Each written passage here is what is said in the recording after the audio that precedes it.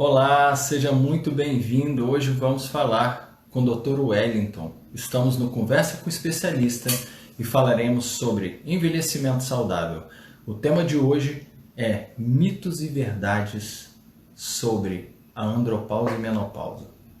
Ok? Dr. Wellington é membro titular da Sociedade Brasileira de Urologia, membro internacional da American Society of Andrology e coordenador da Comissão de Residência Médica do Hospital Agarram, Hospital Regional da Asa Norte.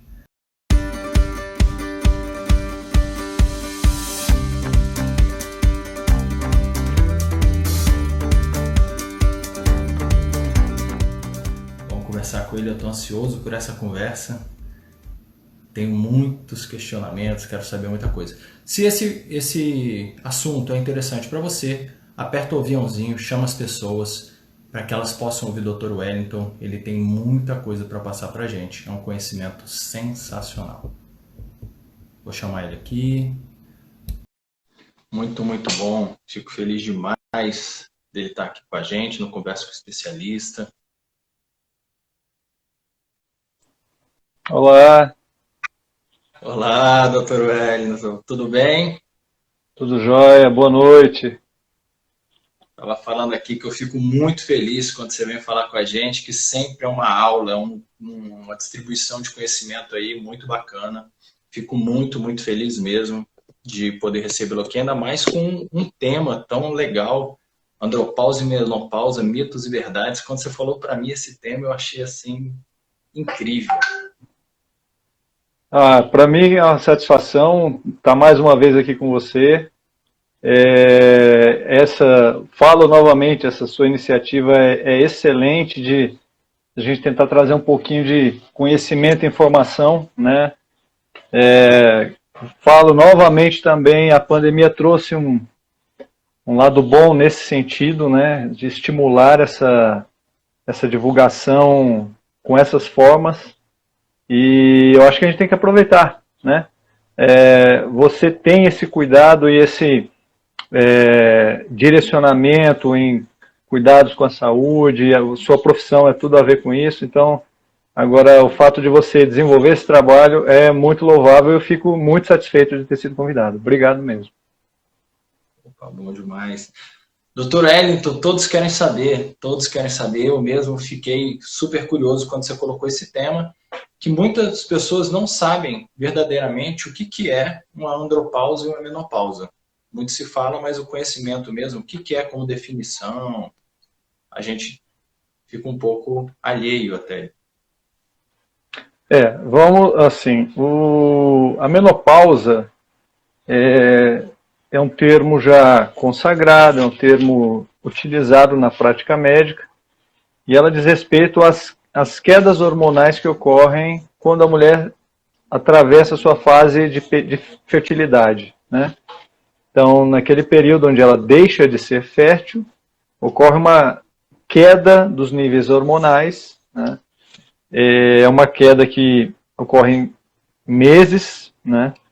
E essa queda hormonal traz sérias consequências, né? Muitas delas são bem conhecidas mesmo. A andropausa é um termo que não é um termo científico, né? Nós, urologistas, usamos o termo déficit androgênico do envelhecimento masculino, ou hipogonadismo, né? Ou ainda hipogonadismo de surgimento tardio, né? Porque existem outras causas de hipogonadismo, né? De quedas hormonais, né? Então, diferentemente da mulher, onde ocorre uma queda abrupta nesses níveis, nos homens essa queda é mais lenta e gradativa, né? Então essa queda gradativa leva a alterações mais, dependendo de vários fatores, alterações mais sutis, mas que vão sendo acentuadas com o passar do tempo, né? Sabe-se que a testosterona cai nos homens, começa já a partir dos 30, 35 anos a ter uma queda, é uma queda que varia de 2 a 3% ao ano. Antigamente se pensava que andropausa era coisa de paciente idoso, né? Atualmente a gente sabe que não. Isso é muito individual. Existe um panorama global que a gente precisa avaliar, mas existe um caráter individual, né? Que quando a gente coloca todo mundo num bolo, você acaba perdendo essa individualidade. Eu acho que isso é importante quando a gente fala de reposição hormonal. Eu queria saber o seguinte. Desculpa. Pode falar, pode falar. Não, porque você falou aí que na das mulheres, né, ela é mais abrupta, nos homens é mais de forma mais lenta, né? Eu admito que antes de te conhecer eu não sabia, eu nem conhecia o termo andropausa. Né? A gente sabia que o homem não tem esse cuidado com as taxas dele hormonais, né? A maioria dos homens que você procura, que a gente sabe, não tem essa preocupação com essa taxa hormonal. E as mulheres já têm mais. E aí eu gostaria de saber se existe pontos de relação e de divergência entre elas no sentido dessa queda. Porque a gente, até onde eu li um pouco, você me mandou um artigo fantástico, e eu vi que seria pela queda de testosterona, né? Existe essa relação ou é totalmente divergente uma em relação à outra? Quando a gente fala em termos de andropausa, ela é especificamente relacionada à queda dos níveis de testosterona. Né? Testosterona é conhecida como hormônio masculino, né? Mas ela não é exclusivamente do homem. A mulher também tem e precisa de testosterona, tanto quanto o homem. Né? Quando se fala em menopausa, o termo abrange outros hormônios. Né? Quais são os hormônios classicamente estudados na menopausa? Então, são os estrogênios, né? Onde nós temos algumas classes de estrogênio, e a progesterona. Porém, a testosterona também faz parte do quadro. E que a gente tem observado é que a testosterona começa a cair antes. Né? Nós temos visto as mulheres mais jovens com testosterona baixa ainda na idade fértil. Então ela não está em menopausa ainda, mas a testosterona está baixa. Como, né, a testosterona em mulheres as dosagens são bem menores, né, bem menores do que em homens, vamos dizer que a fidedignidade do exame laboratorial é menor do que em homens. Tanto que a principal indicação de reposição de testosterona em mulheres é o que era chamado de déficit do desejo hipoativo, ou seja, baixa libido. Né? Se a mulher tem um quadro desse, né, que existem alguns critérios, mas no geral é um quadro de baixa libido, baixo desejo sexual, você está autorizado a fazer o tratamento de reposição de testosterona. Recomenda-se, é claro, eu, nas minhas pacientes, apesar dessa questão da menor fidedignidade em mulheres, eu sempre doso e sempre faço as dosagens periódicas, né, no acompanhamento dessa terapia de reposição. Então, quando se fala em reposição na menopausa, a gente vai propor uma reposição de testosterona, estrogênio e, nos casos, né, nos períodos corretos, a progesterona. Em homens, o carro-chefe é a testosterona. Legal. Isso que eu queria saber, porque a gente muito ouve falar mesmo, né? Principalmente no masculino, né? O homem, que não eu falei, ele não se cuida. Ele se cuida quando fica mais, né? Gera um quadro de impotência, alguma coisa ali. E a gente sabe que não é só apenas na esfera sexual que a gente tem esses benefícios da reposição, né? Então eu queria que você falasse um pouco sobre isso, para que a testosterona, para que essa reposição vai servir em nós homens, principalmente, e se essa reposição que você faz nas mulheres também, se tiver relação, que eu não sei, se tiver relação também, esse aumento da testosterona, ele leva as mesmas coisas do que o homem. Tá. Vamos falar um pouquinho de sintoma. Só pedir, você anota as questões aí, né? Eu quero dar um alô aqui para a Raquel. A Raquel é fisioterapeuta, uroginecológico, uma das referências aqui em Brasília. Obrigado por estar assistindo a gente. Eu vi sua paciente hoje, depois a gente vai conversar. Já já a gente responde essa pergunta sua, que é bem propícia. Opa, tive um problema aqui. Vamos lá. Bom, tá vendo? Eu fui olhar a pergunta. Me vendo? Tô te vendo. Tô vendo bem. Ah, que caiu aqui. Vamos lá. Bom, deixa eu só ajeitar aqui.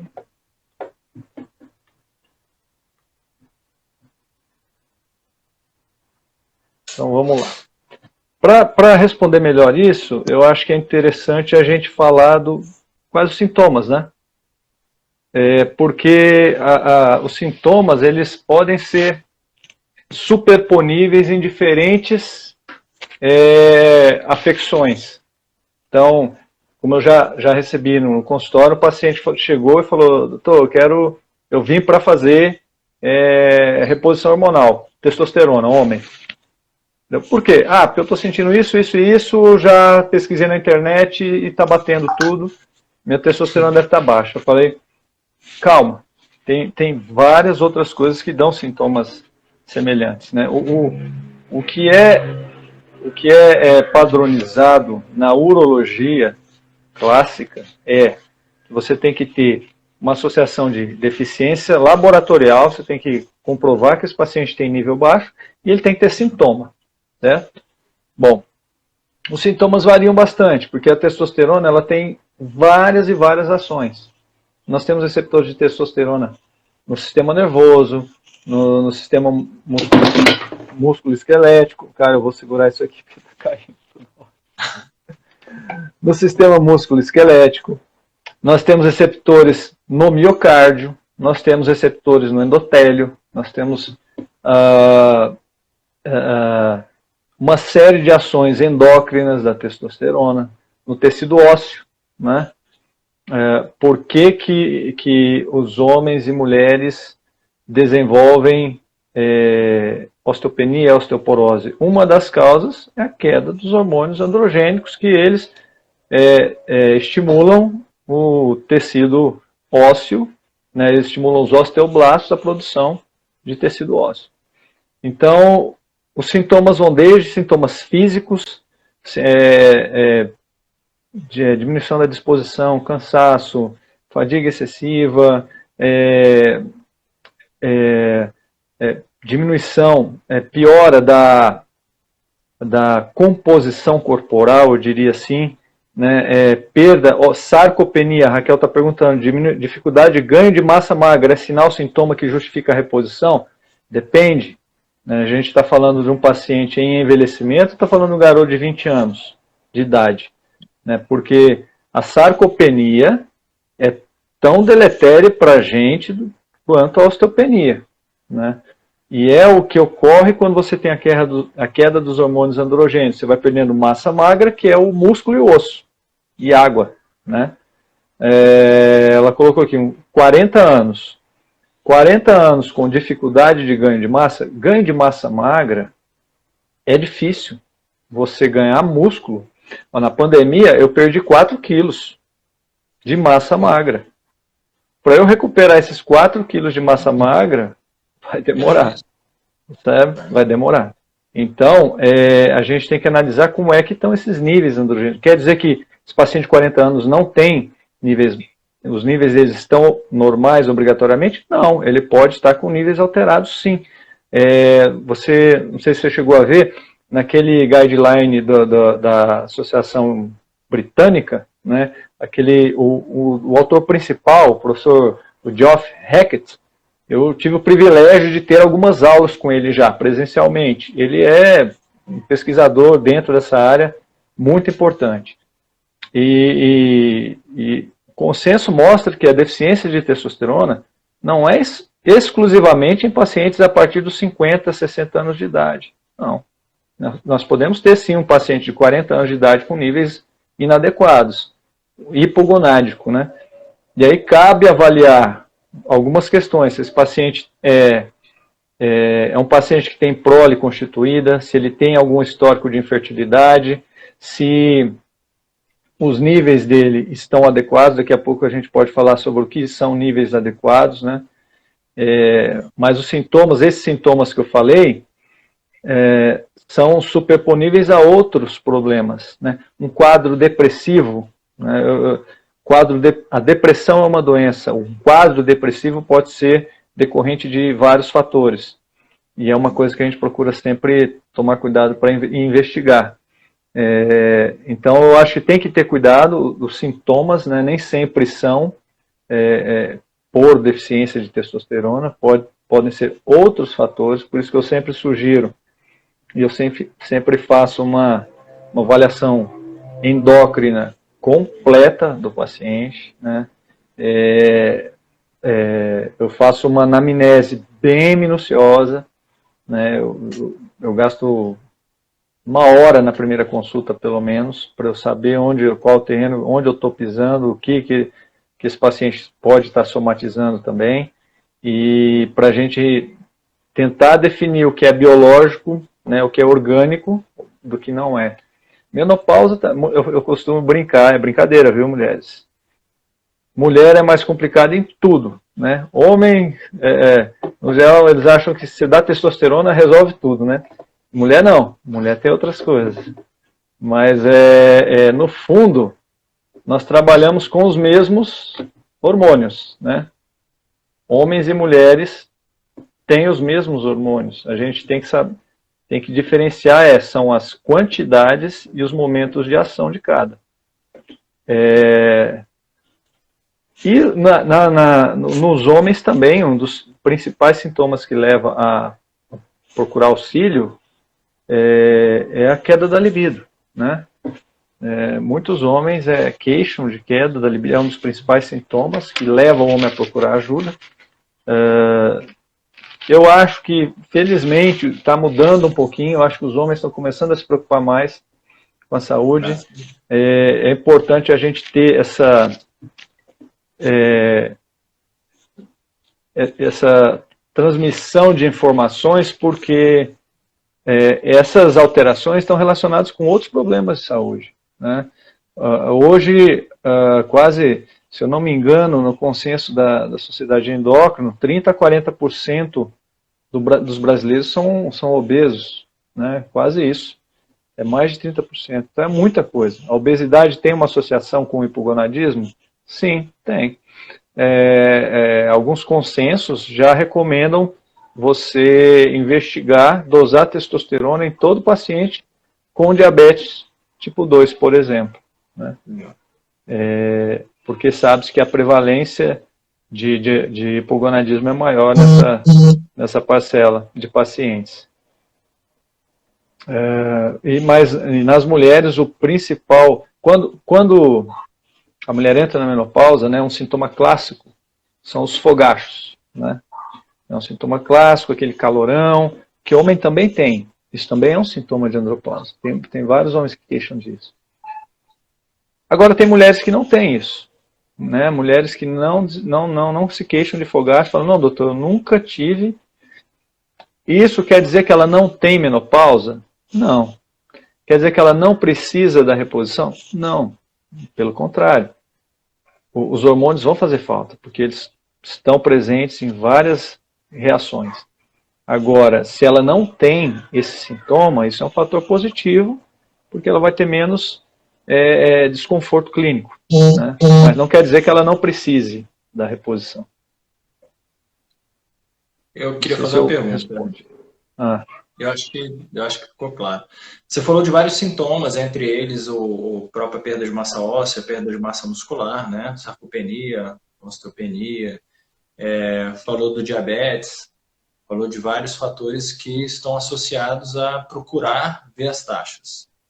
E quando a gente fala até de taxas, foi até legal você falar isso, que tem homens hoje que estão procurando, sim, por outros motivos que não os sexuais, né? Que são os que mais indicam, né? Sim, o homem vai em busca mais. Mas igual a Raquel comentou aí, tem homens de 40 anos que de repente devem te procurar para ganho de massa muscular, porque não conseguem esse ganho de massa muscular, igual a Raquel colocou ali para a gente. E aí eu venho com a pergunta para você. A reposição de testosterona, você falou um pouco da reposição de testosterona.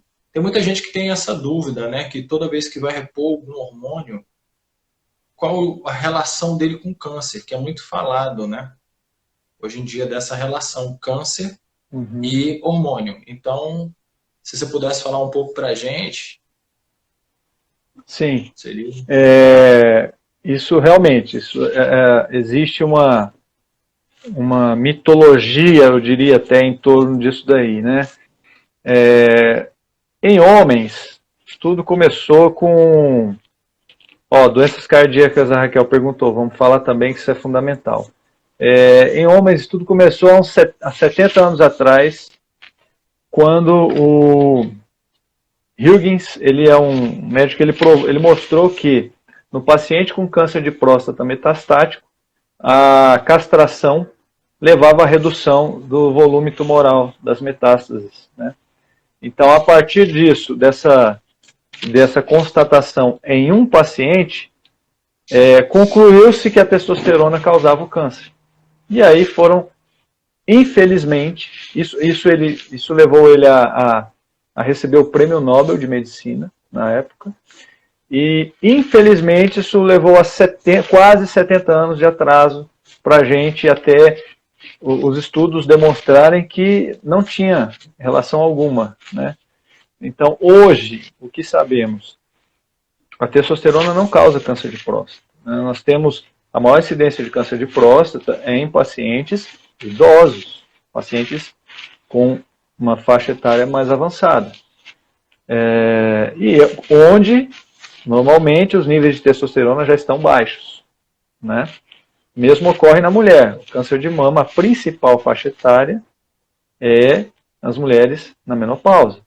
Mas não quer dizer que não existam aqueles casos em pacientes jovens. Eu mesmo já diagnostiquei em vários pacientes mais jovens que procuraram e no screening, no início do acompanhamento, eu identifiquei a lesão, né? Então, o câncer de mama ele tem um caráter genético muito importante. Isso tem que ser levado em consideração. Eu diria que existem contraindicações para fazer reposição hormonal, né? Uma delas é o câncer. Então, na mulher, o câncer de mama é uma contraindicação para terapia de reposição hormonal. No homem, o câncer de mama também é uma contraindicação para terapia de reposição de testosterona. O homem também tem câncer de mama, né? A outra contraindicação em homem, câncer de próstata não tratado, né? Se você tem um câncer e você ainda não tratou, também é uma contraindicação ainda. Hematócrito acima de 54. Então, uma das ações da testosterona é estimular a medula óssea a produzir glóbulos vermelhos. Então, quando esse estímulo ultrapassa o limite e o hematócrito ultrapassa 54% dos elementos figurados do sangue, você aumenta a viscosidade. Então, nesse momento, existem algumas condutas a serem tomadas, mas se o paciente já apresenta isso, e existem algumas doenças que levam a isso, é uma contraindicação para você iniciar a terapia de reposição. Então, eu diria, hoje a gente tem muita segurança. Hoje, após quando um paciente faz um tratamento para câncer de próstata, você está autorizado a fazer, depois de um período, existe um período protocolar, você está autorizado a fazer a reposição, né? Na mulher é um pouquinho diferente, né? Na mulher você ainda não tem esses estudos mostrando essa segurança. Então, quando a mulher tem e trata um câncer de mama, dificilmente ela vai ser candidata a uma reposição hormonal, né? Então, é uma diferença entre homem e mulher que é bem marcante. E isso, assim, é coisa que mudou há 10 anos, eu diria. Menos de 10 anos, né? Menos de 10 anos. Então, a tendência é que no futuro próximo até, pacientes com câncer de próstata serão tratados com reposição de testosterona, mas isso ainda não é protocolo. Isso ainda está em análise, em estudo. Então a gente poderia falar que isso é um mito de homem não poder fazer dessa relação entre reposição hormonal e o câncer. A gente pode não... Isso, é um mito. A reposição hormonal não causa câncer. Agora, a pessoa não pode ter um câncer indolente ou um câncer oculto e começar uma reposição. Por isso que o fundamental é, primeiro, saber se aquela pessoa tem indicação. Olha, você tem indicação de repor. Ok. Que isso é outra grande questão, né? Quantas pessoas fazem reposição sem necessidade, né? Então, que a gente está falando dos casos com indicação. Então, primeira coisa é saber se a pessoa tem indicação. A segunda coisa é se a pessoa pode, né, fazer reposição. Por isso que é importante, como eu falo, passar o pente fino. Você tem que fazer uma análise bem atenciosa e bem detalhada antes de iniciar uma reposição. Você não pode fazer de forma superficial essa avaliação, né? E aí você vai ter uma série de benefícios, sem dúvida. E aí eu queria te fazer outra pergunta. Pessoal, quem quiser fazer pergunta, pergunte que a gente, né? O doutor Wellington está aqui para... A gente é muita gente, né? Igual fala para minha esposa. O doutor Wellington está aqui, especialista no assunto. Então, enquanto vocês não estão fazendo, eu faço as minhas. Fique à vontade. Porque essa relação, né, com câncer era uma coisa que todo mundo falava muito, né? Era uma coisa que causava muito pânico. Ainda deve causar, né? A gente está conversando sobre isso, igual você falou, tem 10 anos para cá, né? E aí eu queria te perguntar o seguinte. Existem homens que com 70 anos não estão tão bem. Você já falou que tudo é por uma etapa de processo, tem que ver se precisa, como que é, mas existe assim algum estudo, alguma estatística que vocês têm de quando os homens começam a necessitar mais de reposição, de ver essa testagem? Você falou que reduz desde os 35 anos, começa a perder. Mas existe um ponto de corte, mais ou menos assim, para a gente ficar atento, nós homens? Olha, Rafael, eu vou um exemplo que eu te dou. Hoje eu atendi um paciente de 69 anos. Ele já é paciente meu antigo, né? Eu já o operei há vários anos, ele já acompanha comigo há muito tempo, uns 10 anos ou mais. Ele tem 69 anos e a testosterona dele é de 1000. 1000. Sem nunca ter reposto. O HDL dele é 72. Eu atendi um paciente, vários na verdade, né? Jovens com HDL abaixo de 50, que é o mínimo recomendado, né? Então, você vê que quando um paciente tem um perfil assim, é um perfil saudável, tem outras consequências, ele tem outros marcadores de saúde, né? Ao passo que nós vemos pacientes jovens com testosterona baixa, né? Que uma observação que eu faço é que isso vem acontecendo com cada vez mais frequência, certo? Por fatores ambientais, fatores sociais, por uma série de fatores externos e internos, né, também. Então eu diria que quando que a gente deve começar a se preocupar? Depende do seu estilo de vida, depende se você tem cuidados com a sua saúde, o que a pessoa pode fazer para ter um estímulo no seu nível de produção de testosterona, né?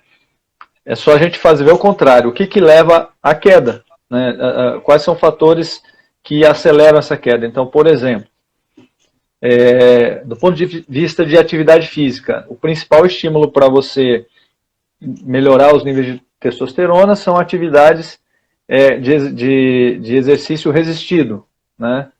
Com carga. Então, é o aeróbico? Não, não é o aeróbico, é a musculação. Então, é o que eu recomendo para o paciente. Você está envelhecendo, você tem que fazer musculação. Faço aeróbico? Faz. Se tiver tempo, faça também. Eu não faço aeróbico há uns 4, 5 anos. Né? Mas se você tiver, faça. Né? Mas o que vai bater nessa questão de manter você com a capacidade anabólica é a musculação. Sono. Né? O sono inadequado é um dos principais inimigos da produção circadiana de testosterona, né? Em média, o testículo produz de 5 a 10 miligramas, a média são 7 miligramas de testosterona por dia. E essa liberação, o pico da testosterona, a liberação começa de madrugada e o pico vai ser pela manhã. Por isso que a gente tem, de preferência, dosar no período da manhã, nunca dosar à noite. Então, o sono inadequado é um dos grandes inimigos e o brasileiro é um dos que tem a pior qualidade de sono do mundo, segundo o trabalho recente. Acho que a gente até comentou naquela última live lá. Então, esses dois fatores são importantes, né? Mas eu diria, regra geral, a partir dos 35, 40, vá no médico, faça uma avaliação de preferência num especialista, porque ele vai te dar uma visão mais detalhada da situação, né? Não consideramos mais que o déficit androgênico é apenas no paciente idoso, né? A maioria desses novos consensos, lá da Associação Britânica, da Androgen Society, que você deve considerar os sintomas, o hipogonadismo de aparecimento tardio, né, que é a andropausa, ele pode surgir em pacientes mais jovens e é o que tem se visto, né? É uma das conclusões lá daquele artigo que eu te mandei. Então a gente tem que ficar muito ligado ao estilo de vida, né? Pelo que você falou, o estilo de vida é uma das coisas mais fundamentais para esse cuidado da... Desculpa, eu não sei, eu esqueci o termo que você falou. Andropausa, hipogonadismo... Hipogonadismo tardio, isso. Então, um dos Existe um livro... Existe um livro que o autor é o Dr. Morgenthaler, é um dos maiores pesquisadores em testosterona. Ele é o chefe da andrologia de Harvard e é o presidente da Androgen Society, que é uma sociedade que eu faço parte, que ela é exclusivamente para o estudo da testosterona, né? E ele tem um livro que se chama Testosterone for Life, Testosterona para a Vida, né? Dada a importância que a gente precisa dar, né, para esses níveis, manter esses níveis hormonais adequados, né? Eu brinco com meus pacientes que hormônio é vida, né? A gente fica brincando muito. Hormônio é vida. A gente tem que ter muito cuidado como usar, né? E usar de maneira correta, né? Com indicação correta, com responsabilidade. Sempre, apesar, como eu falei, eu sempre doso os níveis e quando o paciente não tem indicação, eu mostro para ele, né, por A mais B, que não há indicação de repor. Como pelo contrário, às vezes ele passa, eu fui num outro médico, ele falou que está normal para a minha idade, não preciso. E aí a gente faz essa análise para, às vezes, realmente, ele não precisa. Mas muitas vezes o cálculo está um pouquinho equivocado e a gente faz essa correção. Mas quando eu falei do hormônio é vida, eu brinco com eles assim, justamente esse estilo de vida, né? Malhar, peso, sim, fazer trabalho contra a resistência, dormir. Eu falo para eles assim, cara, você tem que fazer isso, porque hormônio é vida, então você precisa disso. Eu não falei nem em termos de reposição, porque eu não sou médico, não sou nada disso, né? E nunca mas é verdade. E aí veio uma pergunta da Raquel que eu achei super pertinente para o que você estava falando. Ela falou assim, na verdade minha pergunta é sobre a reposição de testosterona na mulher. Se ela aumenta a probabilidade de doenças, ela colocou entre parênteses, doenças de homem, tipo infarto do miocárdio. Tá. Então vamos lá. Infarto do miocárdio não é doença de homem, mas infarto do miocárdio é doença de homem e mulher, né? Já há algum tempo, as mulheres infartam a partir dos 50 anos de idade, tanto quanto os homens. A incidência tem uma faixa etária que é até maior, né? Então, por vários fatores, né? O estilo de vida, o trabalho, né? As preocupações, o estresse. Então, não é mais, infarto não é uma doença de homens, Assim como a osteoporose não é uma doença de mulheres. O homem também tem osteoporose em níveis bem próximos, né? Então, o que eu diria assim, a testosterona, ela não causa aumento de risco cardiovascular, né? Anos atrás, um artigo foi publicado no JAMA, uma revista renomada, e que esse artigo concluía que a reposição de testosterona aumentava o risco de eventos cardiovasculares maiores, né? Esse artigo causou um rebuliço na comunidade médica, especialmente na urologia, na andrologia e na endócrino, e esse artigo ele passou por uma análise criteriosa, né, de especialistas que evidenciaram uma série de erros de metodologia nesse artigo. Tanto que dezenas de especialidades, presidentes de especialidades, fizeram uma carta endereçada à revista, apontando todos os erros, que eles não poderiam tirar aquelas conclusões que estavam equivocadas, e exigiram a retirada da indexação daquele artigo da revista. O artigo foi banido. E vários outros, depois que foram publicados, mostraram que realmente não tinha. A testosterona parece ter um papel protetor para o coração, né? Claro, tudo que nós estamos falando em níveis fisiológicos. Nós estamos falando de testosterona em níveis suprafisiológicos com uso de anabolizante. Isso vai ter como eu falei, o miocárdio tem receptores de testosterona. É uma das células que tem mais receptores de testosterona. Então, o uso de anabolizantes vai levar a uma hipertrofia, uma redução da câmara cardíaca e a uma alteração na fração de ejeção. Então, aí sim, aí você pode ter problemas, mas a reposição fisiológica, não, ela parece proteger contra o risco cardíaco. Muito bom. Alguém quer fazer uma pergunta? Teve uma pergunta lá em cima da Ana Paula que perguntava, você acabou que já respondeu, mas só quero colocar só para ela que ela foi vista a pergunta dela, tá? Ela falou assim, quando devo procurar um médico para reposição hormonal? Que é o que você falou, quando os níveis estiverem baixos ou pela sintomatologia, né?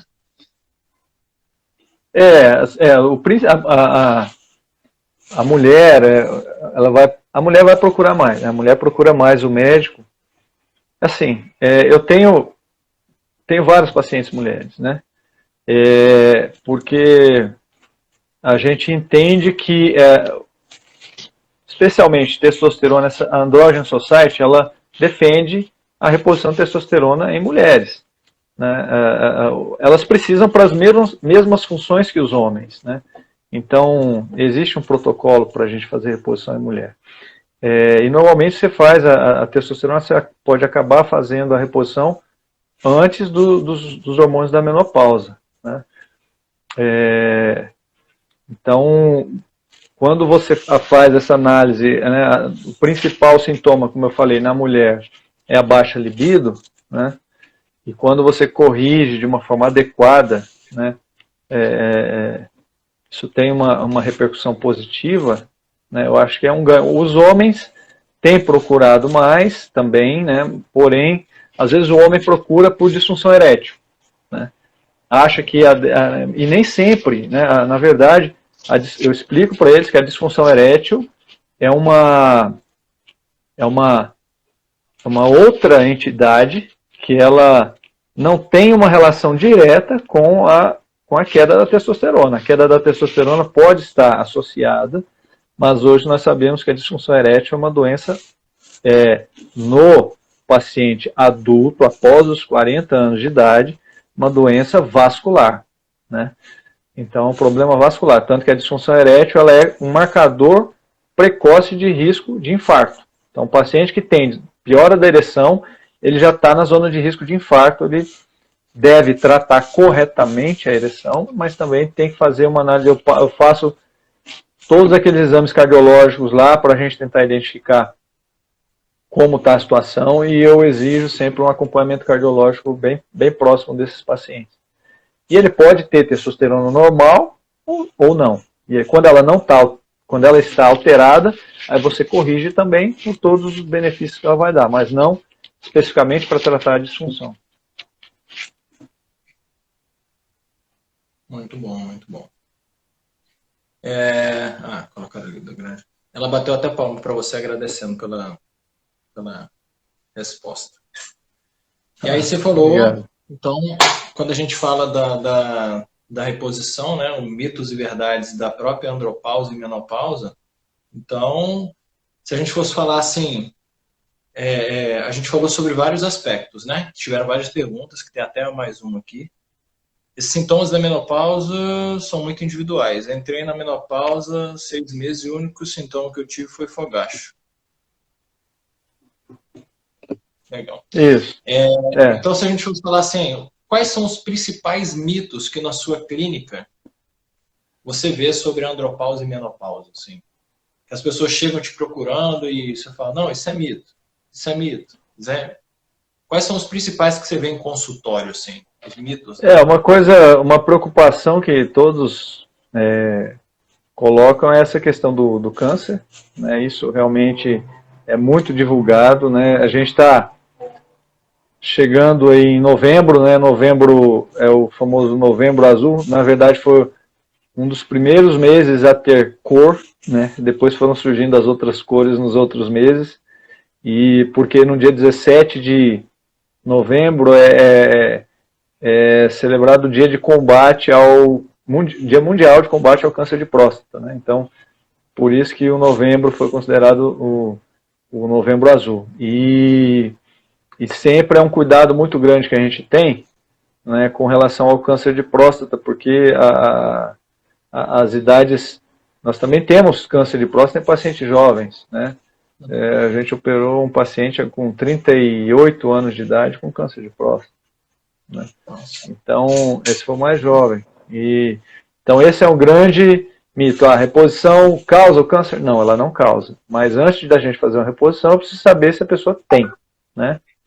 Então, esse é um ponto fundamental. O outro, que a Lili, nutricionista aqui, mandou uma pergunta aqui também, que é uma outra coisa, né? Ela diz aqui que ela entrou na menopausa e o único sintoma que ela teve foram os fogachos, né?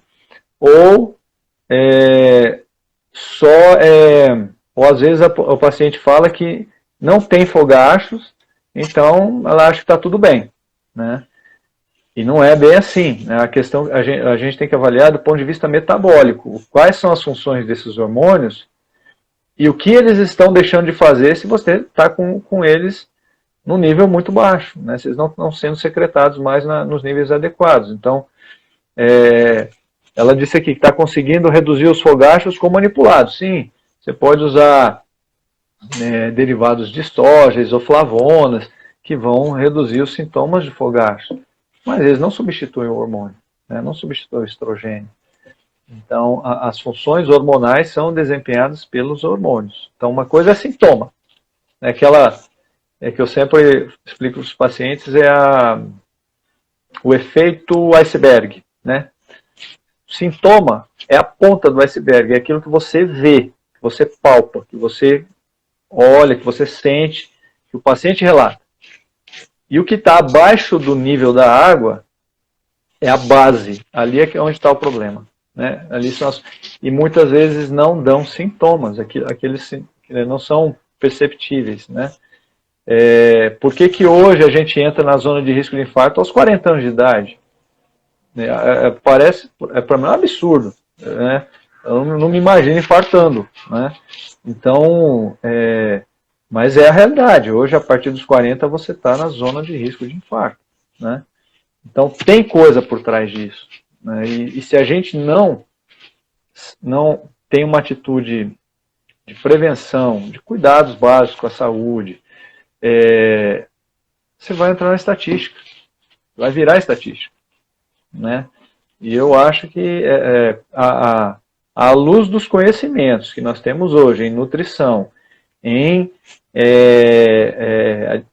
educação física, né, em medicina, e se você tiver acesso a isso, a gente entende que realmente nem todos têm acesso, a esse tipo de acompanhamento, né, de um acompanhamento personalizado, mas se você puder ter acesso a isso, e eu acho que você vai tirar muito benefício, né, muito benefício. O mundo que a gente vive hoje é diferente de 50 anos atrás, né? O que a gente come hoje é diferente de 50 anos atrás.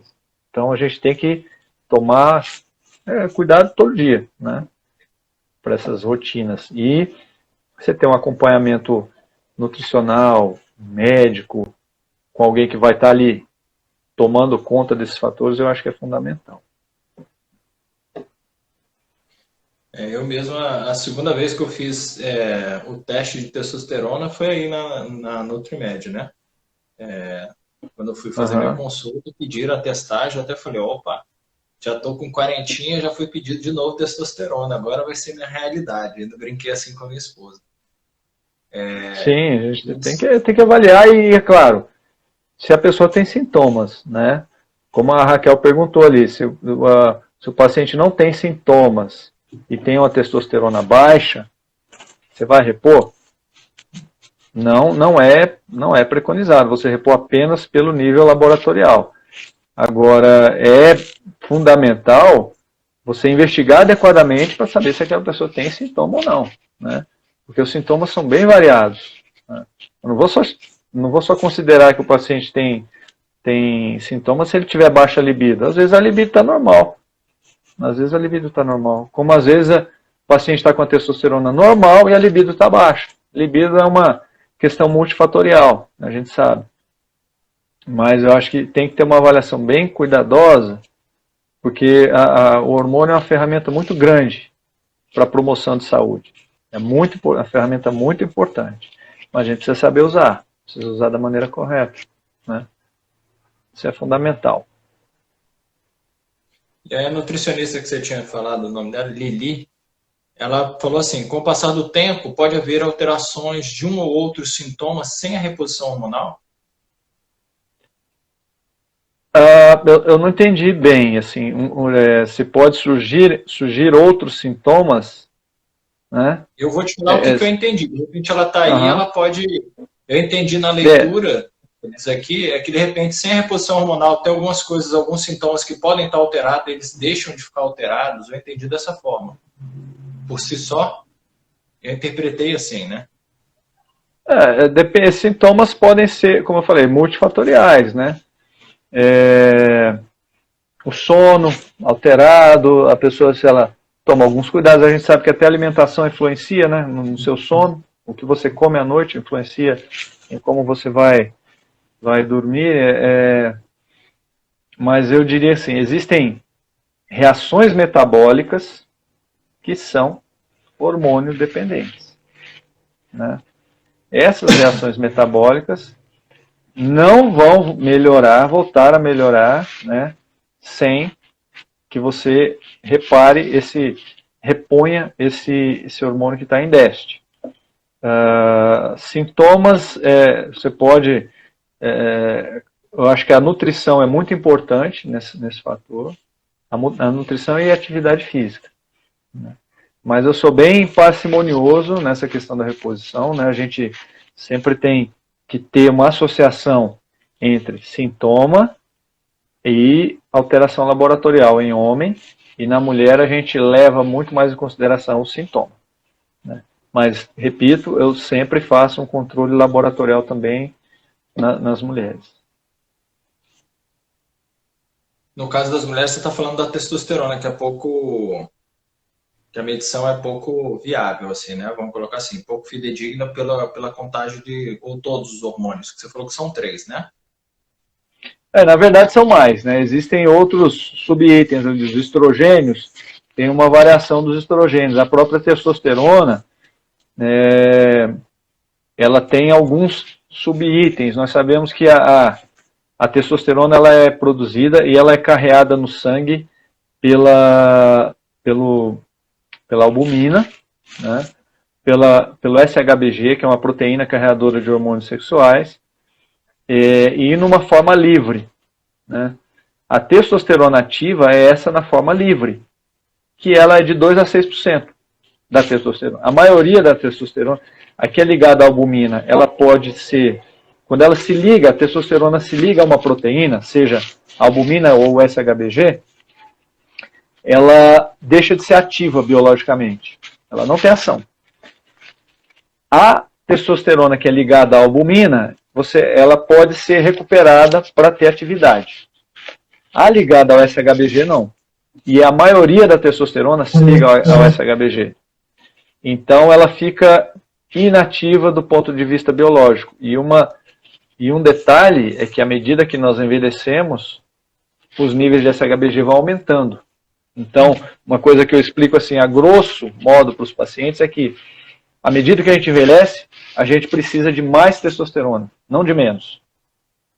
Entendeu? Então, isso eu acho que é um ponto bem importante, né? A testosterona ela tem que estar em níveis adequados, mas sempre, né, como eu falei, isso é um parâmetro fundamental, né, dentro de todos os protocolos em urologia, que você tem que ter os sintomas associados, não é só o laboratório. O laboratório é um exame, a gente vai tratar a pessoa. Né? Fantástico, fantástico. Cara, é incrível. Porque realmente diminui a testosterona e ainda aumenta o que deixa a testosterona não utilizável, assim, vamos colocar assim. É uma Isso, guerra, e então, também. Então não é simples, não é assim, fazer reposição hormonal não é simplesmente eu prescrever, a pessoa vai tomar uma dose X de tanto em tal posologia, e isso vai ser igual para todo mundo. Né? Não é. Existe um metabolismo individual muito importante, essa individualidade você não consegue de uma forma superficial você determinar, né? Existem formulações que a pessoa fica bem, fica com níveis adequados por um tempo, tem outras pessoas que ficam metade do tempo, precisam de duplicar essa dose naquele mesmo período. Então, isso tem vários fatores que entram nessa composição, por isso que até a hora de você dosar, quando você vai dosar o exame, quando você iniciou o tratamento, né, a terapia de reposição, é importante. Se você dosar na hora errada, vai parecer que aquele paciente está sem hormônio, ou vai parecer que aquele paciente está com muito hormônio. Né? Então, dependendo do tipo que você usa. A Lili falou aqui que fez todos os exames para iniciar a reposição com transdérmico. Né?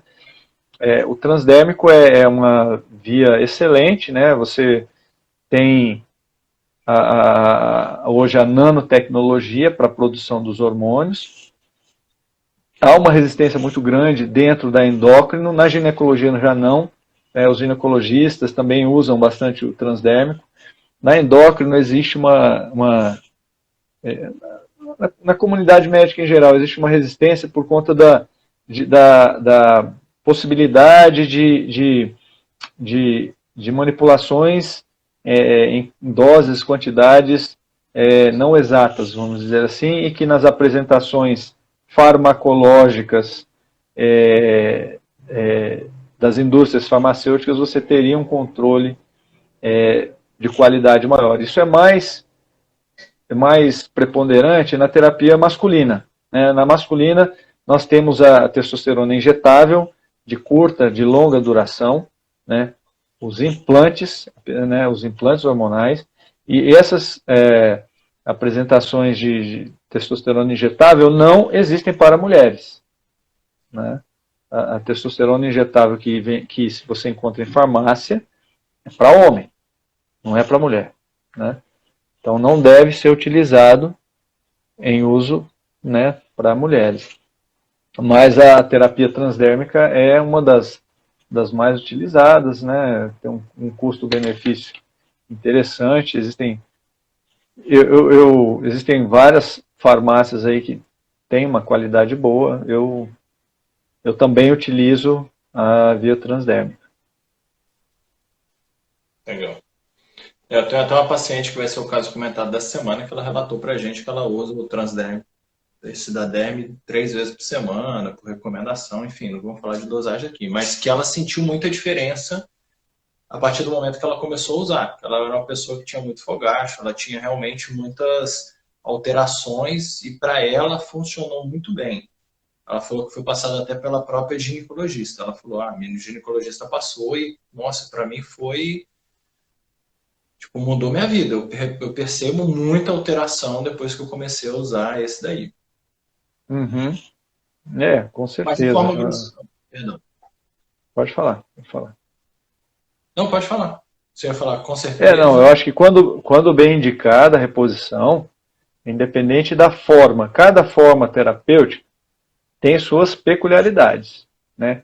Tem a sua farmacocinética, a sua farmacodinâmica, tem níveis terapêuticos que você vai obter, mas aquela pessoa que tem necessidade, tem indicação de fazer reposição, quando você repõe, realmente, alguns casos você muda a vida da pessoa.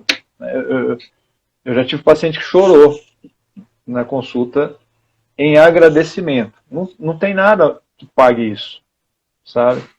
Por ter mudado, né, a história ali da vida, naquele momento que a pessoa passava. Então, eu acho que realmente, quando ela tem indicação, se repõe, muda completamente. A gente vê muitos casos de sucesso mesmo. Eu também tenho um paciente que o médico dele também passou, toda a família estava pensando que ele estava passando por um quadro depressivo, um cara que sempre foi muito animado em ir para fazenda, essas coisas, e ele estava muito desanimado. E a família, nossa, tá entrando em depressão, tal. Fez uma dosagem, o médico falou, não é nada de depressão, não é nada de nada não, vamos repor aqui um hormônio. Vida total para ele. Foi assim, uma indicação muito bem feita também.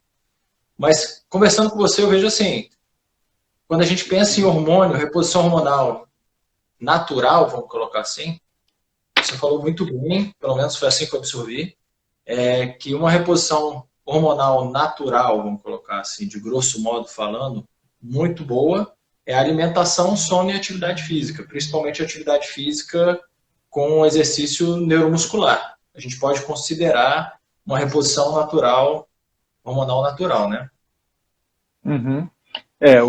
Quais são os fatores que são importantes aí? Primeiro, idade, né? Qual é a idade que esse paciente está? É claro que sempre a primeira coisa indicada em qualquer programa de saúde, de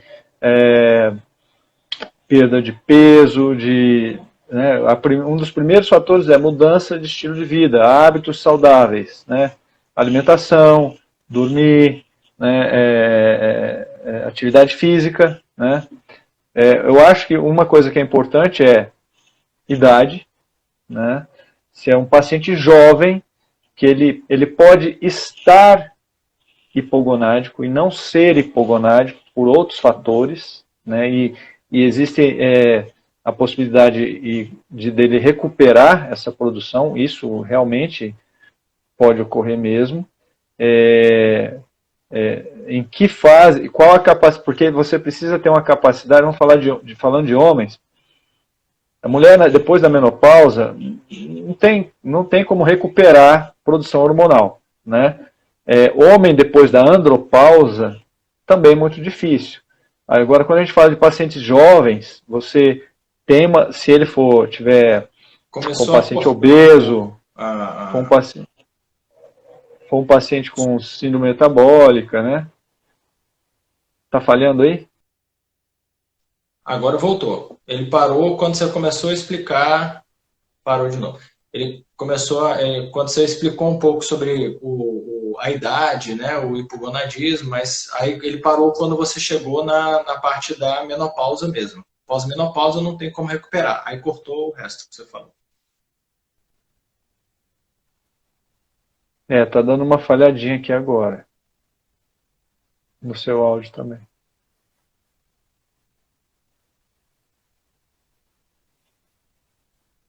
Tá me ouvindo?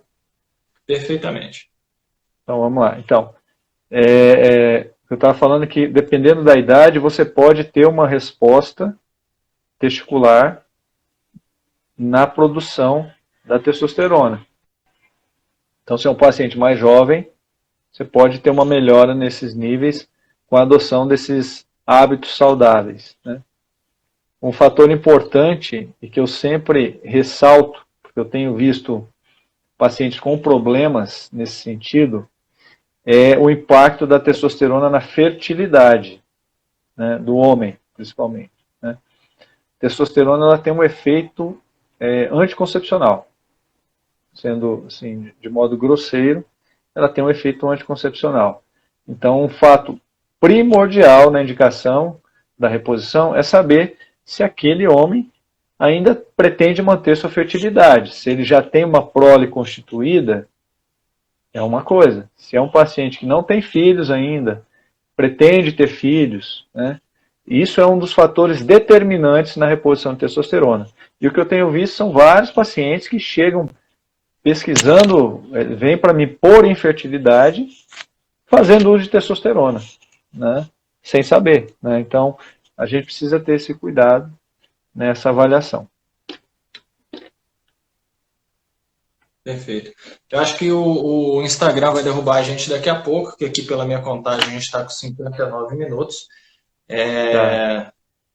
Nossa, o papo foi super agradável, tanto é que passou tão rápido que eu nem olhei. Agora que eu olhei ali, quero realmente deixar meu agradecimento aqui para você, para todo mundo que está aqui com a gente, porque a gente sabe que o tempo, né, que nem eu gosto de falar sempre, o tempo é o nosso maior recurso, nosso maior valor, e dedicar esse tempo que você está dedicando para a gente, as pessoas nos assistindo, eu fico muito feliz, muito grato. Eu fico também. Eu quero só me colocar à disposição. Quem tiver dúvidas pode mandar direto lá no meu Insta. Tá? Só respondendo a Raquel, perguntou se cabe uma avaliação preventiva aos 35, 40 anos de idade. Eu diria que sim. Né? Não só da parte hormonal, né? Você vai avaliar outros fatores de risco que podem estar relacionados. E essa é a idade que a gente começa a envelhecer. 35, 40 você começa a sentir essas alterações. E eu acho que é interessante ter um médico acompanhando você nesse passo, né? Nessa jornada. Então eu agradeço novamente por essa oportunidade, fico à disposição, né? Quem tiver dúvida pode entrar aí, mandar as dúvidas, tem os contatos todos, e futuramente a gente volta a se falar, né? Eu acho que isso é um canal que ficou aberto, eu vou passar com você ainda, e sempre que precisar, pode contar comigo. Opa, fico agradecido demais, demais. Gente, obrigado a todos, obrigado mesmo. Foi um grande prazer. A gente vai se falando. Coloca o seu Dr. Wellington, como que você tá para o pessoal te achar?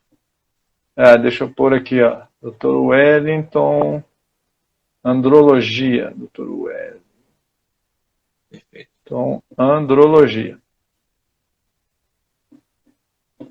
Ponto. E agradeço a audiência de todo mundo, vários amigos, vários colegas, né, da área de saúde.